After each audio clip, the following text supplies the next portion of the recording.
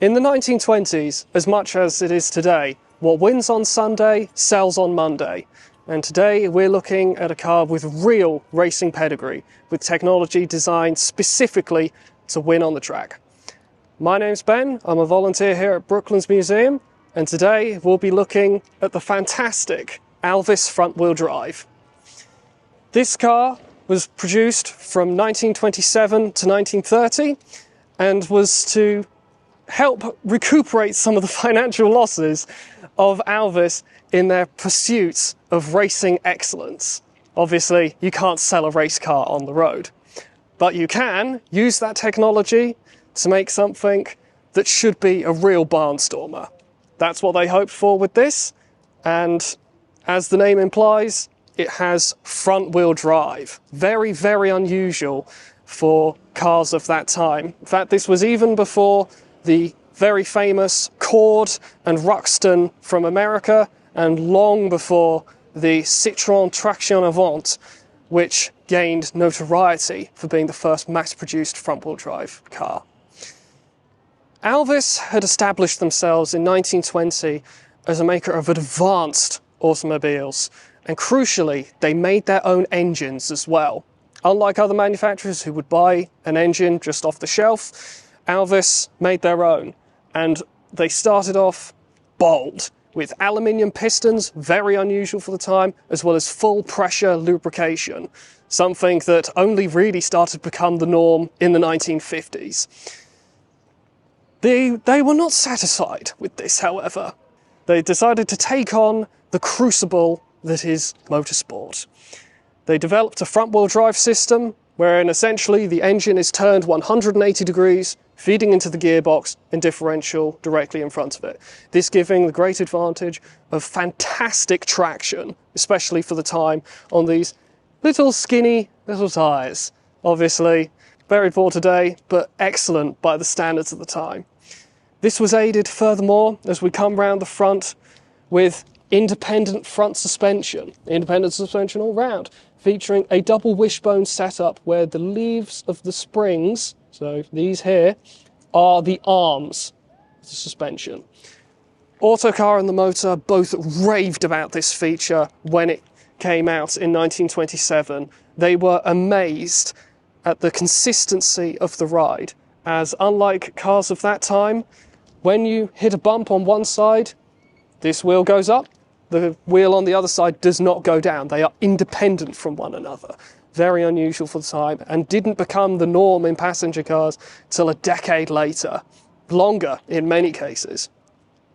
You can just about see through this fake grille, you see the inboard drum brakes next to the differential. They didn't really have room to mount the brakes any closer, so they decided to mount them inboard. This also reduces unsprung weight. Very good for handling and comfort. Mainly handling, this being a sporting model with real pedigree. You can see here as well, we also, back to the suspension, have the drive shaft running through the middle and the shock absorbers. This car also, being so early, doesn't have CV joints. It instead has these shielded universal joints. As a result, the turning circle on this is not ideal. Autocar and the motor have recorded it as 37 feet going to the left, 41 feet going to the right.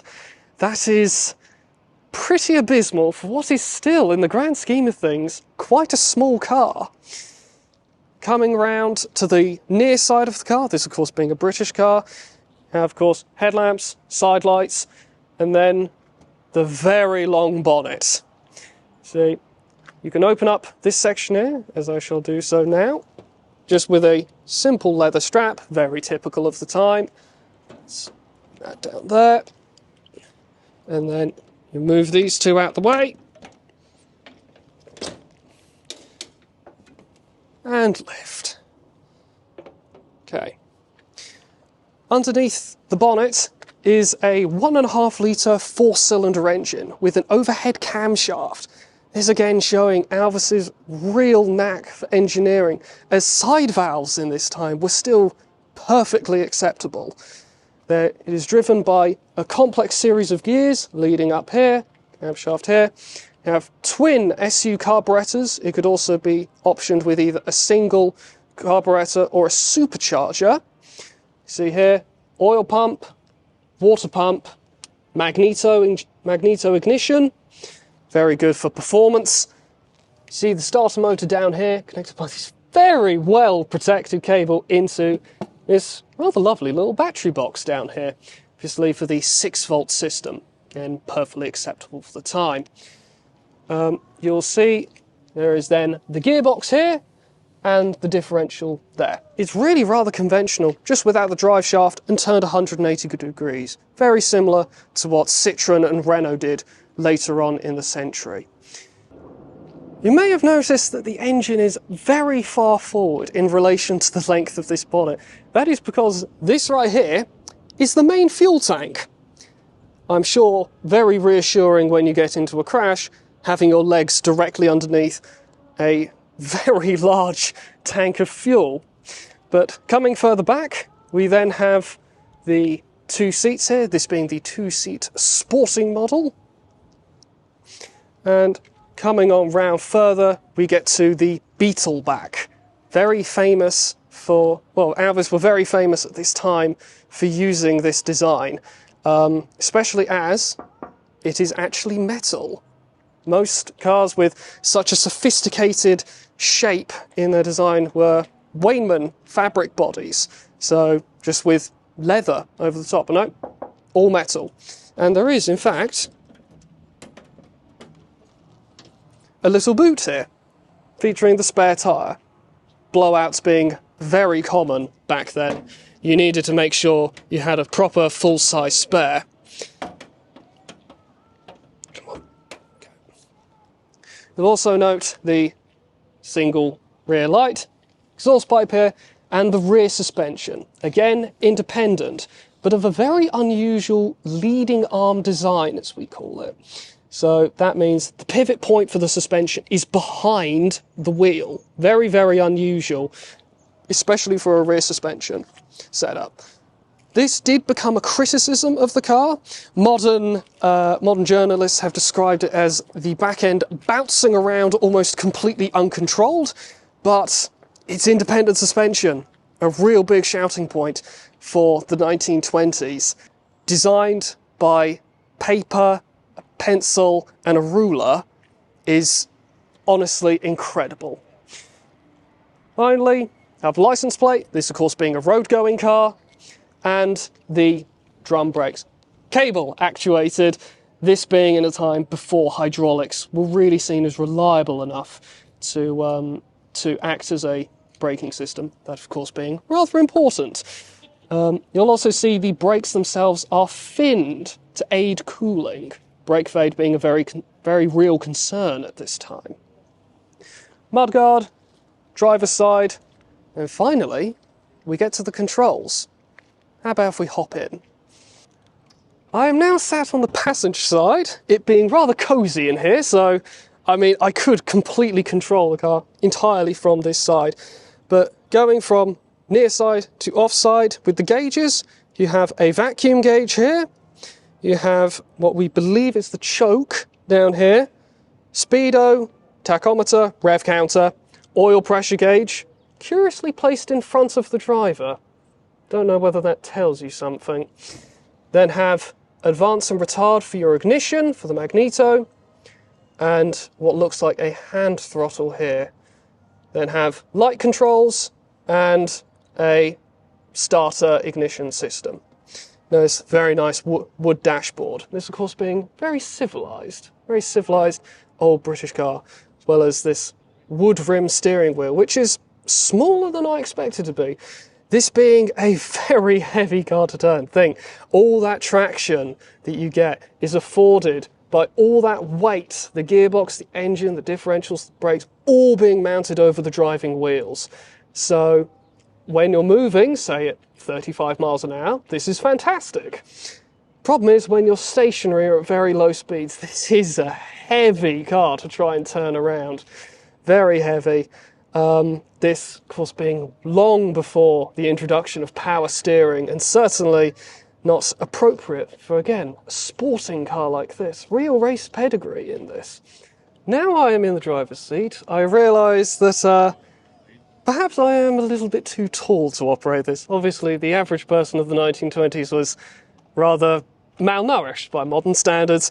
It's very uncomfortable for three primary reasons. One, the steering wheel and pedals are offset from one another. You're not facing directly ahead, gazing at the enormous bonnet. You are instead having to focus, like your upper half is having to be about a 10-degree angle towards the near side. Your feet are having to be a 10-degree angle to the offside. Anyway, you have clutch, accelerator, brake, a normal pedal arrangement by the standards of the day. Yeah, obviously a bit confusing today, having the brake and accelerator the wrong way round. The logic behind this was, in a day before synchromesh transmissions, it's easier to double declutch. That is, you would push in the clutch, move it into neutral, take the clutch out, push it back in again, then move into the gear you want to go into before releasing the clutch. Quite a rigmarole, but they did it back then. You can see, as I push down on the accelerator, wherever it is, it's a very small accelerator pedal as well. You've got to have your proper racing shoes. You can see the hand throttle move accordingly. So they are just directly connected to each other. You have a 4-speed gearbox controlled with a lever down here. The logic of having it all the way down here on the incorrect side, as it were, is that it frees up more room for your legs, especially the passenger's legs, in a day where, well, the average car of this time, and especially with the way that they're built and the way that they're styled, isn't particularly wide. They are very, very narrow, appropriate for the roads they had back then. And finally, of course, this socking great big handbrake right here that also moves the brake pedal. It directly actuates on all of the wheels, it seems. Very, very typical for the time. But again, the craftsmanship in this thing, this car is, over 90 years old, and it's still standing and is looking rather beautiful, I have to say. It's a very handsome car with that proper classic 1930s look of the enormous bonnet, tiny man damn near laying down in the middle, and you can imagine, even with this rather sad excuse of a windscreen, you can imagine the wind going through your hair as you're tearing down an English country lane in 1929 or 1930 perhaps. Yes, right. With that is the inside of this car done. There's not really an awful lot to say. Very, very simple door latch and a wooden floor, which looks like it belongs in an old English pub more than a car. But such was the way these cars were made. This is traditional English coach building. You could buy, if you wished, just the chassis from Alvis for over £500, bearing in mind the Morris Minor of 1928 was under 100, and that, in today's terms, is, well, this car, just the chassis, would be approximately £65,000 in today's money. And then you have to pay somebody else, or Alvis even, to have the bodywork put on for you. Very, very different era of motoring that this car existed in compared to today. You can see why the so-called suicide door was very popular these days. It's very difficult to get out of these when your knees are damn near the same level as your chest. On the note of coachwork, this is the standard 2-seat body. They also came as a 4-door saloon body, though without a boot, as was perfectly common back then, but also as a 3-seater with what was called a dicky seat, just a very small single seat mounted pretty much directly behind the two front occupants.